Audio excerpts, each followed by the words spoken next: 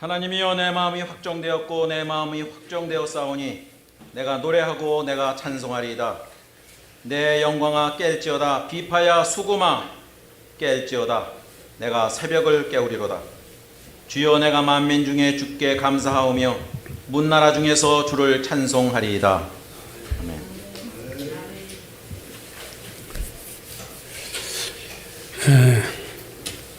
이런 말이 있습니다. 가을은 하늘에서 오고 봄은 땅에서 온다. 가을이 되면 하늘이 높아지고 하늘이 파란 하늘이 되죠. 그래서 이 파란 하늘, 그러니까 땅에 단풍이 들기 전에 먼저 하늘이 변하고, 그래서 위를 보면 가을이 오고 있구나를 우리가 알게 되는 거죠. 가을에 단풍이 들고 이제 입동이 지나면 11월 들어 입동이 지나면 이제 나뭇잎들이 떨어지고 나무들이 이제 앙상한 이제 모습을 드러내기 시작합니다. 며칠 전 한 일간지 칼럼에 우리 고등학교 동창 대기자라고 부르는데 나이 든 기자를, 그가 11월이란 글을 쓴 것을 제가 봤습니다. 이렇게 썼어요. 그 친구가 11월은 왠지 안쓰럽고 애처로운 달이다. 1년 12달 중 가장 푸대접을 받는 달이 아닐까 싶다. 10월처럼 들뜨거나 화려하지도 못하고 12월처럼 부산하거나 유의미하지도 않다. 토요일과 일요일 빼고는 노는 날마저도 없는, 내세울 것 없는 그저 30일짜리 달이다. 직장이나 단체 행사나 결혼식도 거의 없고 돈 쓸 일도 별로 없다. 한 해의 하이라이트로 이어주는 징검다리나 인터체인지 같은 통과 의례적인 달이다. 숫자 11은 묘하다. 1은 홀로 빼어나 외로운 형상이다. 그 1이 나란히 서 있다. 빈 가지만 남은 두 그루 나무 같기도 하고 쓸쓸해서 마주 앉았지만 영원히 합하지 못하는 두 남녀 같기도 하다. 홀수 두 개의 합은 짝수가 아니다. 누구나 가장 좋아하는 달이 있다. 11월을 사랑한다는 사람은 별로 없다.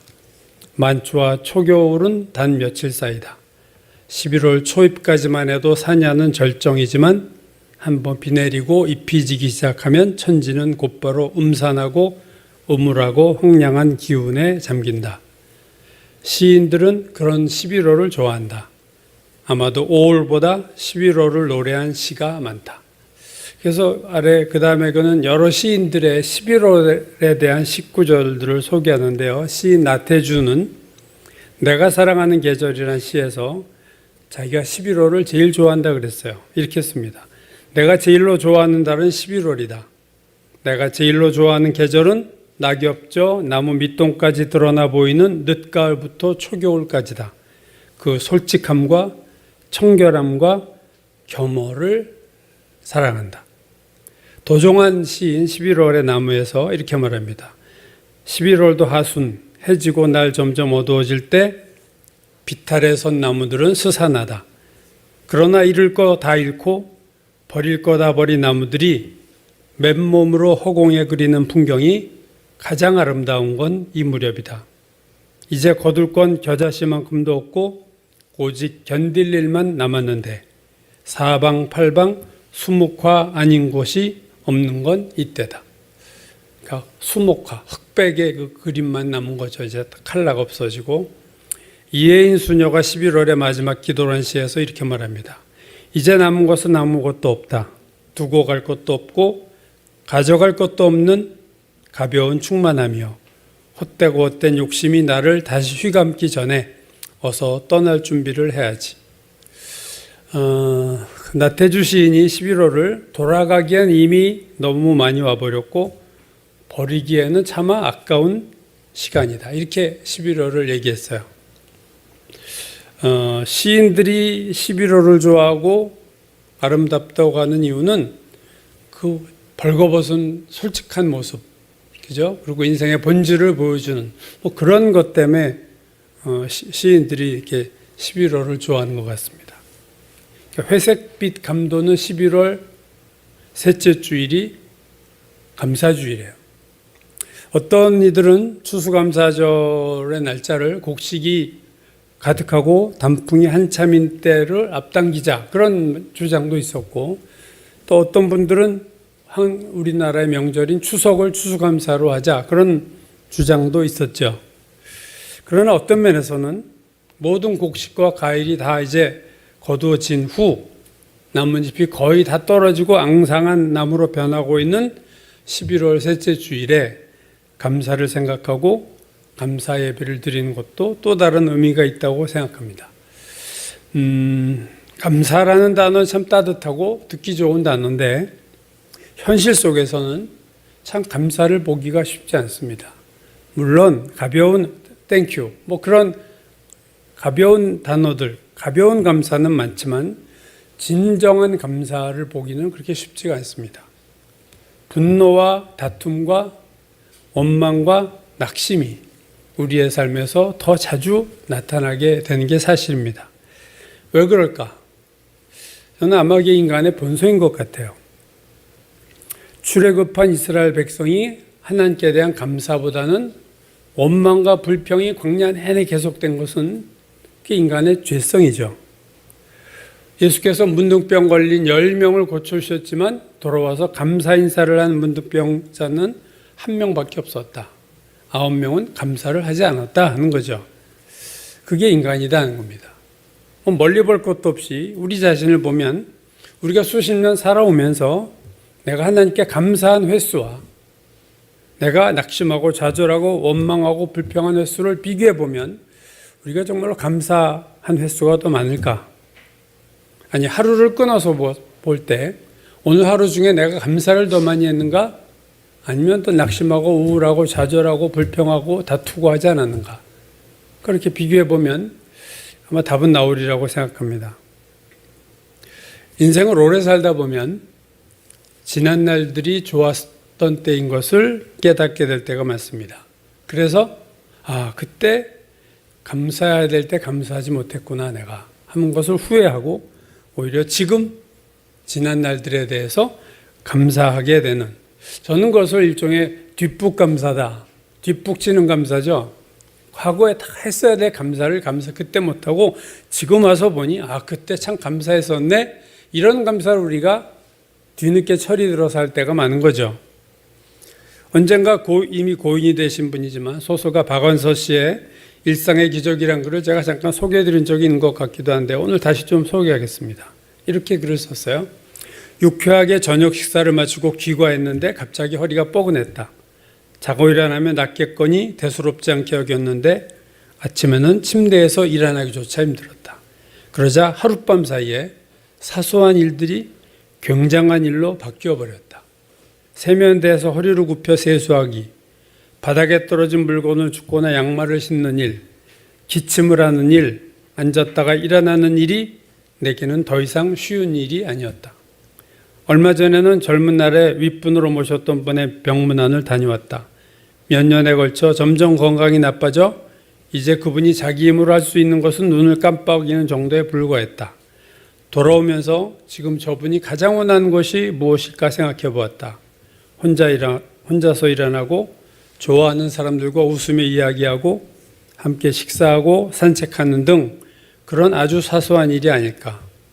다만 그러한 소소한 일상이 기적이라는 것을 깨달았을 때는 대개는 너무 늦은 뒤라는 점이 안타깝다. 우리는 하늘을 날고 물 위를 걷는 기적을 이루고 싶어 한다라며 무리를 한다. 땅 위를 걷는 것쯤은 당연한 일로 알고 말이다. 건강하면 다 가진 것이다. 오늘도 일상에 감사하며 살자. 우리들이 입으로는 감사를 외치지만 진정으로 느끼는 사람은 적은 것 같다. 왜 우리는 늘 불행하다고 생각하는 걸까? 그것은 욕심 때문이겠지.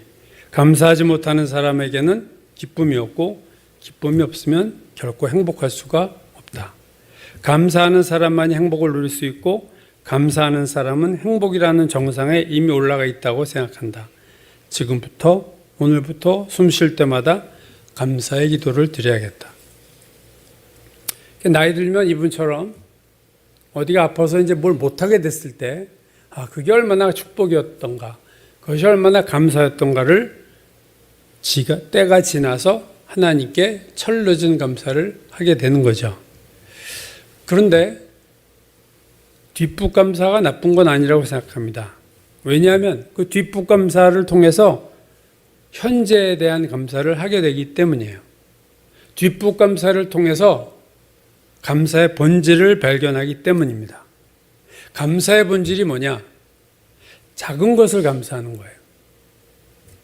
감사의 본질이 뭐냐? 지금 현재에 감사하는 겁니다. 부모가 다 돌아가신 후에 부모님 참 고마웠다. 이런 감사가 별 의미가 없잖아요. 하나님이 나에게 좋은 것을 주셨을 때 그때 감사할 수 있는 것, 지금 감사할 수 있는 것, 작은 것에 감사할 수 있는 것이 사실은 감사의 본질입니다. 그래서 감사의 시제가 있다고 하면 저는 현재 시제라고 생각해요. 감사의 시제는 현재 시제다. 항상 현재이어야만 된다는 거예요. 하나님께 제가 뭐뭐뭐 해주시면 제가 감사하겠습니다. 이건 진정한 감사는 아니라는 거죠. 이러이러한 조건을 하나님이 주시면 내가 미래에 감사하겠습니다. 이것은 감사의 본질이 아닌 거예요. 물론 그것도 감사의 일종이지만 감사의 본질은 아니라는 거죠. 그래서 지금 감사하는 것이 감사의 본질인데 현재의 감사가 쉽지 않은 이유는 현재에 감사할 거리가 없을 때가 많다는 거예요. 그래서 현재에 감사하기 힘들죠. 내 현실이 지금 어렵고 힘든데 현재에 지금 어떻게 내가 감사할 수 있는가 하는 거죠. 그러나 성경은 지금 감사하라고 말씀합니다. 우리가 잘 아는 데살로니가전서 5장 16절이야. 항상 기뻐하라, 쉬지 말고 기도하라, 범사에 감사하라. 기뻐하라, 기도하라, 감사하라. 시제가 다 현재예요. 지금 기도하고, 지금 기뻐하고, 지금 감사해라. 현재 감사, 지금 하는 감사가 귀한 이유는 내가 객관적으로 감사할 것이 없는데도 감사하는 거예요. 눈에 보이는 감사가 없는데도 감사하는 것. 그 대표적인 게 하박국 3장 17절 18절이죠. 비록 무화과 나무가 무성하지 못하고 포도나무에 열매가 없으며 감람나무에 소출이 없으며 밭에 먹을 것이 없고 우리의 양이 없고 외양간에 소가 없을지라도 나는 여호와로 말미암아 즐거워하며 나의 구원의 하나님으로 말미암아 기뻐하리로다. 하박국 선지자 앞에 놓인 현실이 참담합니다. 무화과 나무, 포도나무, 감람나무 다 열매가 없어요. 과실수가 다 끝이에요. 밭에도 먹을 것이 없고 우리와 외양간에도 소나 양이 없어요. 농사 지는 사람인데 온갖 과실수는 없고 밭에도 먹을 것이 없고 기르는 짐승도 없어. 최악의 상황입니다. 근데 기뻐하고 즐거워한다는 거예요. 왜요? 그 이유를 이렇게 말합니다. 나는 여호와로 말미암아 즐거워하며 나는 구원의 하나님으로 말미암아 기뻐하리로다. 현재의 감사가 귀한 이유는 감사할 것이 없는데도 감사한다는 것은 뭐냐? 하나님을 신뢰하기 때문에 그렇다는 거예요. 현재의 감사가 귀한 것은 현재의 감사는 하나님을 믿는 믿음 없이는 절대로 지금 감사할 수가 없습니다.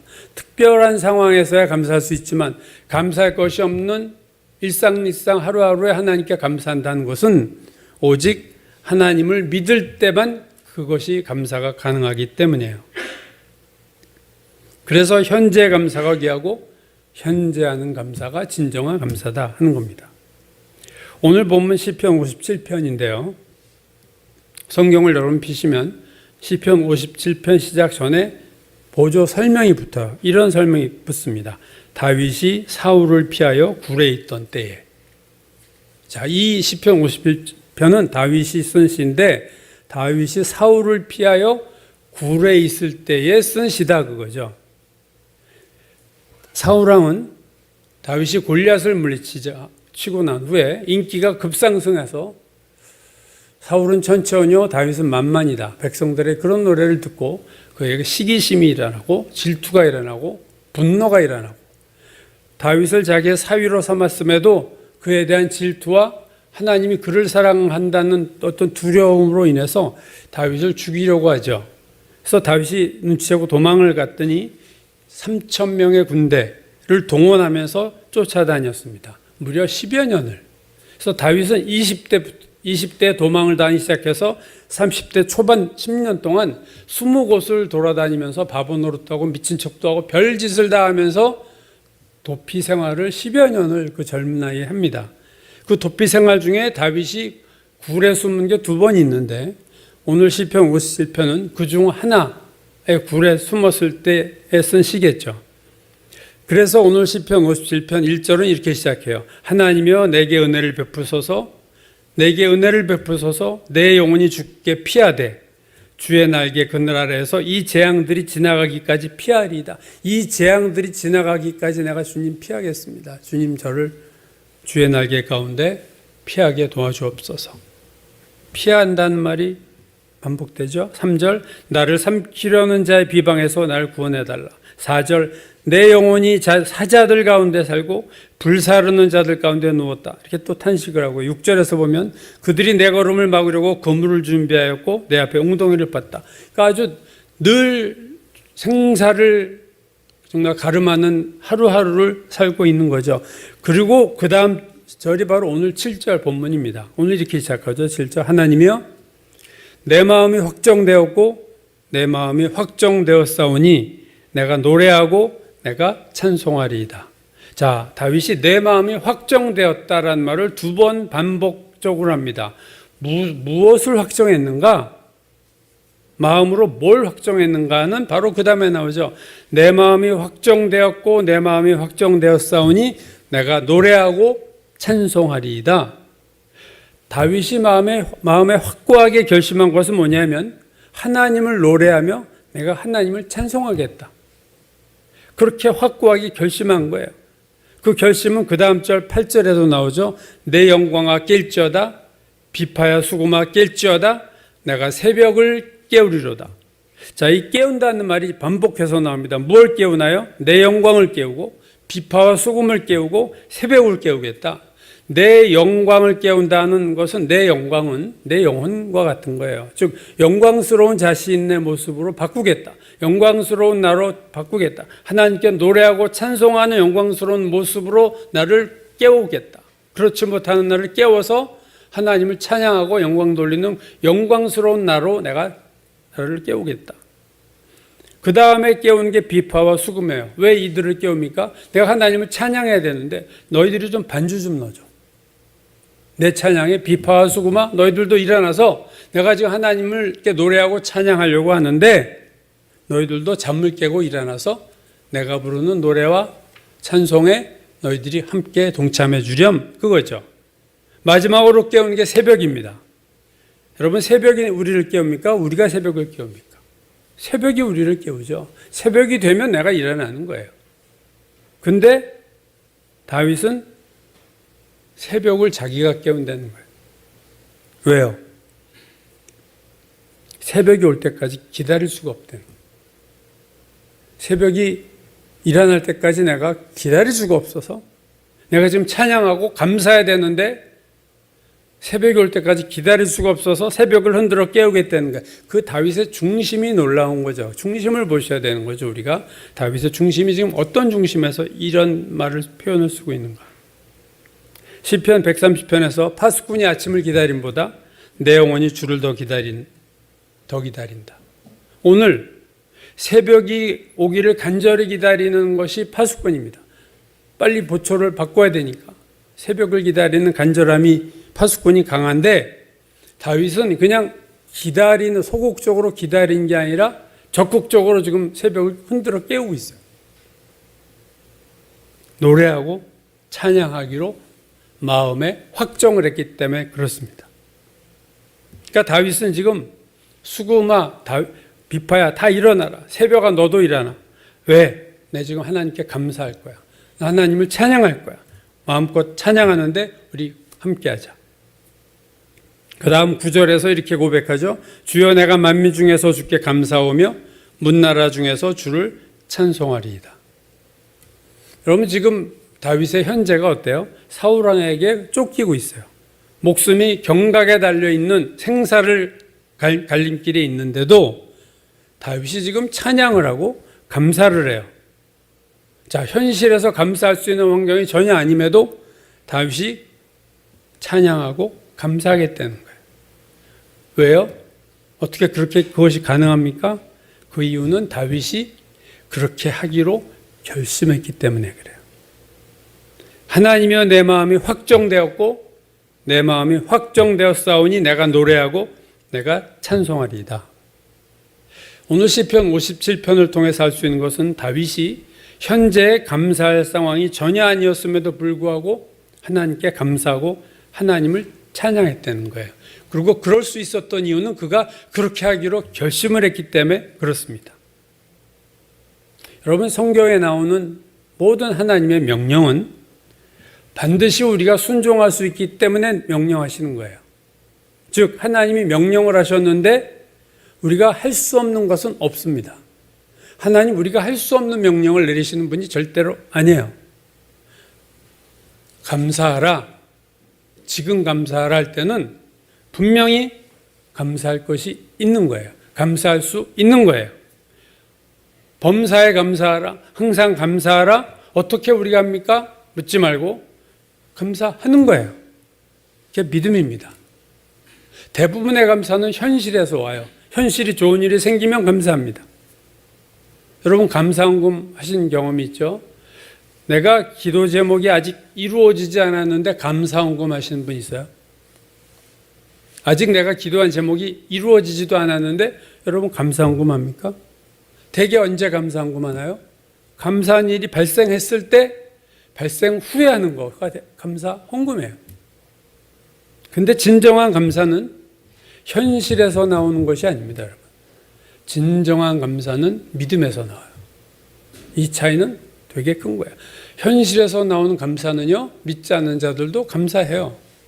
대상이 물론 하나님이 아니지만 다른 사람들에게 고마워서 선물도 보내고 다 감사해요.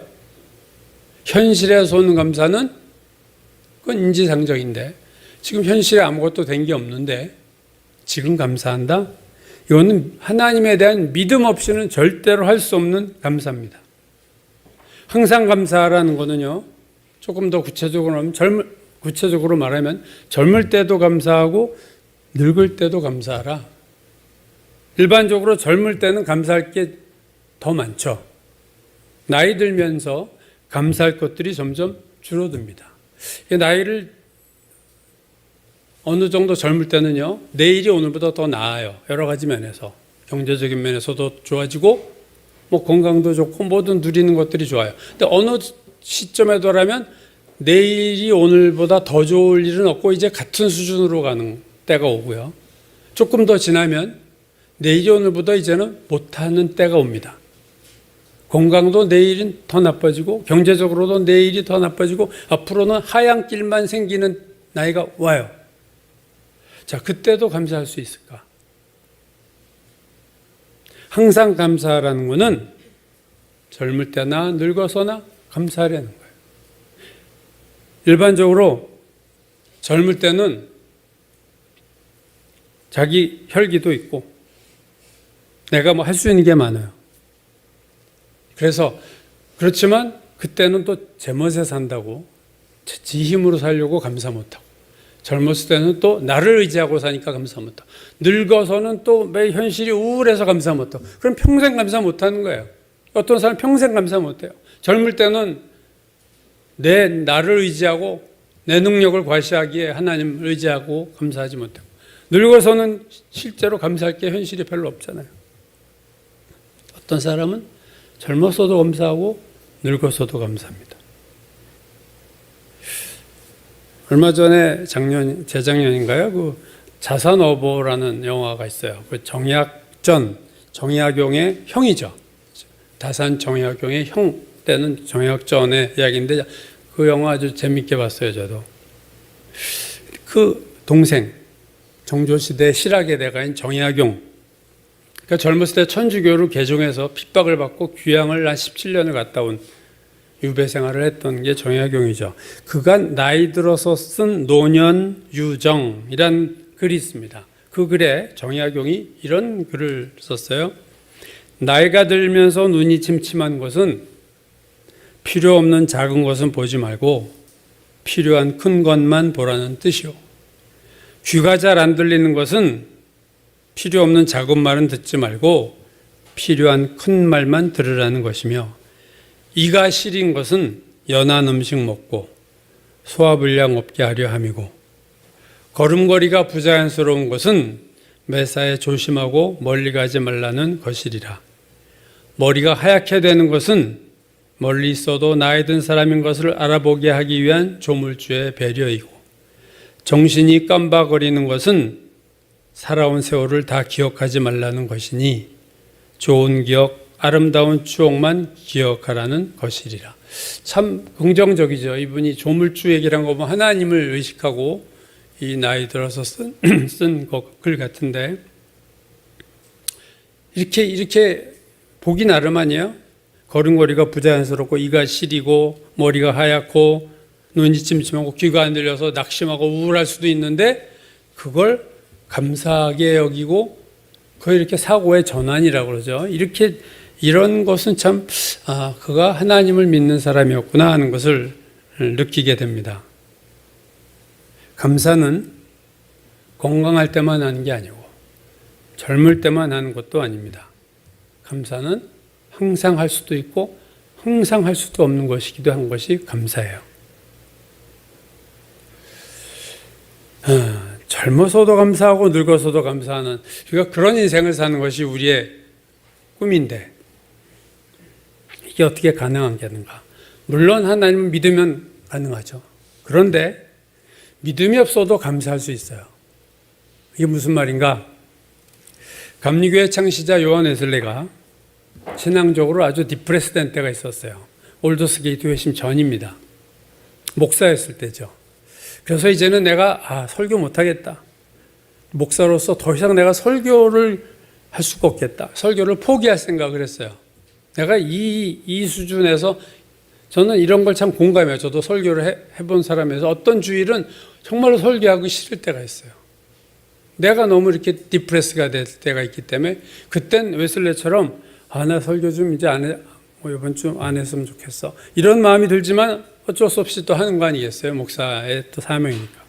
그래서 설교를 계속할 수가 없었어요.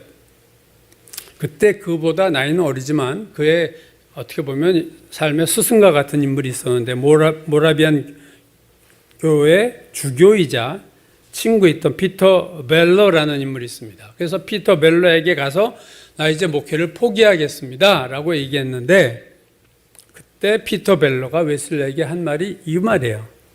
당신은 믿음이 없어요? 믿음을 가질 때까지 믿음을 설교하십시오. 그리고 믿음이 생겼나요? 그러면 그 믿음을 설교하십시오. 믿음이 없으면 믿음을 가질 때까지 설교하고, 믿음이 생기면 그 믿음을 가지고 설교하라. 참 대단한 지혜롭고 귀한 말이라고 생각해요. 저는 같은 말을 감사에 대해서도 적용할 수 있다고 생각합니다. 감사가 없습니까? 그럼 감사할 때까지 감사하는 거예요. 감사가 생기면 그 감사로 하나님께 또 감사하는 거예요. 감사가 없을 때도 감사할 수 있어요. 감사가 생길 때까지 감사하는 거예요, 하나님. 그게 믿음입니다, 여러분. 내 마음에 감사함이 없어도 감사하는 거예요. 감사는 명령입니다. 그래서 순종하는 거예요. 감사하는 것은 순종하는 거예요. 그리고 순종하면 하나님이 축복하세요. 감사가 없는데도 감사를 하면, 나 감사 없으니까 감사 안 해. 아주 객관적이고 아주 정확한 것 같지만 하나님 앞에서는 그렇지 않다는 거예요. 감사할 게 없는데도 감사를 하는 거예요. 감사는요, 느껴서 하는 게 감사가 아닙니다, 여러분. 감사가 느껴져서 감사하는 거는 본능이요, 누구나 할 수 있는 거예요. 감사를 느끼지 못해도, 내 앞에 감사한 것이 없어도 감사하는 거예요. 마땅한 거니까, 명령이니까. 감사는 순종이고 감사는 믿음입니다. 사랑을 얘기할 때 하나님의 사랑을 아가페다 그래요. 에로스의 사랑은 남녀 사랑이죠. 남녀 간의 사랑은 사랑할 것이 있으니까 사랑하는 거예요. 사랑스러워 보이니까 사랑하는 거예요. 오늘 함 집사님이 막 나와서 찬양했지만 사랑하니까 그거 하는 거예요. 평소 안 하던 거 하는 거예요. 사랑 때문에. 그래서 에로스의 사랑은요, 자연스러운 사랑입니다. 사랑이 느껴져서 하는 사랑이에요. 아가페 사랑은요, 의지적인 사랑입니다. 하나님이 세상을 이처럼 사랑하사. 이건 의지예요. 우리가 사랑스러워서 사랑한 게 아니에요. 죄인인데, 더러운데, 하나님 보실 때는 끔찍한 죄의 모습을 뒤집어 쓰고 있는 인간인데, 하나님이 세상을 아가페, 무조건적으로, 의지적으로 사랑하신 거예요. 저는요, 감사도 에로스 사랑처럼 감사가 느껴져서 감사할 일이 있어서 감사하는 게 아니라 의지적인 감사. 하나님이 하라고 하셨고, 감사가 없어? 그럼 내가 감사할 때까지 감사하는 거야. 하나님 감사합니다. 감사가 생기면 그 생긴 감사로 또 감사하는 거예요. 여러분, 감사는 오늘 다윗의 고백처럼 결심입니다. 다윗은 오늘 사울왕에게 쫓기는 굴 속에서도 내 마음을 확정했다. 내가 이제부터는 늘 이렇게 좌절하고 우울하고 불안하고 초조한 이 위험을 느끼는 생사를 지고 왔다 갔다 하는 이 상황이지만 나 이제부터 하나님을 찬양하겠어. 나 이제부터 하나님께 감사하겠어. 하고 확정했어요. 우리도 다윗처럼 그렇게 확정해야 돼. 나 감사할 거야. 추수감사주일에만 감사가 아니라 나 감사하며 살 거야. 마음을 확정해야 돼. 나 이제 낙심하며 살지 않고 나 소망 가운데 살 거야. 나 이제 원망하며 살지 않고 감사하면서 살 거야. 나 이제 한숨 쉬면서 살지 않고 찬양하면서 살 거야. 라고 마음을 확정하고 결단하고 결심해야 돼. 나 이제 우울하게 살지 않고 나 기쁘게 살 거야. 찰스 스펄전 목사의 그 감사에 대한 유명한 말씀 여러분 다 아실 거예요. 그가 이렇게 말했죠. 별빛을 주신 하나님께 감사하라. 달빛을 주실 것이요. 달빛을 주신 하나님께 감사하라. 그러면 햇빛을 주실 것이며 햇빛을 주신 하나님께 감사하라. 그러면 하늘의 빛을, 영원한 하늘의 빛을 우리에게 비춰주실 것이다. 오늘 우리 자신, 여러분의 삶을 한번 돌아보세요. 감사할 게 별로 없어요. 추수감사주일은 됐지만 감사할 게 별로 없어요. 감사할 것이 없어요? 웨슬레처럼 감사할 것이 없으면 감사할 때까지 감사 내가 하겠다 확정하셔야 돼요. 마음에 확정을 하셔야 돼요. 감사할 것이 있으면 그때 그 감사로 그때 이제 하는 거죠. 별빛을 감사하면, 작은 것을 감사할 때 감사의 눈이 열립니다, 여러분. 감사는 감사할 때 감사의 눈이 열리는 거예요. 감사하기로 결심하고 감사를 실행할 때 여러분 감사한 것들이 보이기 시작합니다. 없었던 게 아니라 있었는데 내가 못 본 거예요. 그것을 하나님이 보여주기 시작합니다. 그러면 나는 감사가 이제 보이니까 감사하면 감사할 게 더 많아지고, 그래서 별빛에서 시작한 감사가 달빛을 감사하고 이제 햇빛이 보이고 하늘의 빛까지 보이는, 감사할 것이 점점 많아지는 거죠. 감사의 thank라는 영어와 생각한다는 think가 어원이 같다고 그러죠. 생각하면, think하면 thank하게 된다. 생각하면 감사하게 된다. 감사는요, 생각을 바꾸는 거예요. 감사할 게 있으면 감사한 게 아니라, 감사는 내가 생각을 바꾸면 감사할 수 있어요. 감사는 결단하는 거예요. 내 마음이 확정되었사오니 내가 감사하며, 내가 찬송하며, 내가 노래하겠습니다. 오늘 다윗이에요. 굴에서 쫓겨다니면서 지금 3,000명이 자기를 쫓아다니고 있어요. 사울왕이.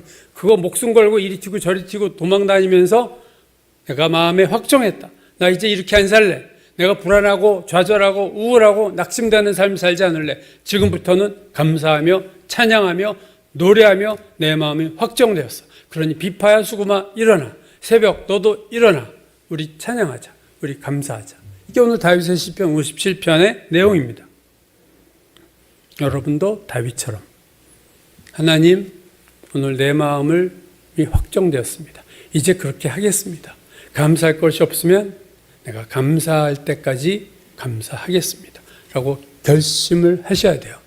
일회성 1년에 한 번 지나가는 통과 의례와 같은 감사주의 아니라 감사주의를 계기로 터닝 포인트가 돼야 되는 거예요. 나의 인생이 늘 우울하고 왜 내가 이렇게 되는 일이 없고 나 이런 죄도 많고 나 왜 이렇게 그런 내가 그래 나 그런 죄인이지 담대하게 마귀가 나를 자꾸 속삭거리고 다운시킬 때 그래 네가 네 말 맞는데 하나님이 나 용서하시고 날 아들로 받아주셨어. 나 이제 하나님 찬양하고 감사할 거야. 우울감은 물러갈지어다. 예수 이름으로 떠나고 낙심도 물러가고 원망도 물러가고 내가 하나님께 감사하겠다라고 마음에 확정을 할 때 오늘 놀라운 하나님의 기적이 저와 여러분 사이에 일어날 줄로 믿습니다.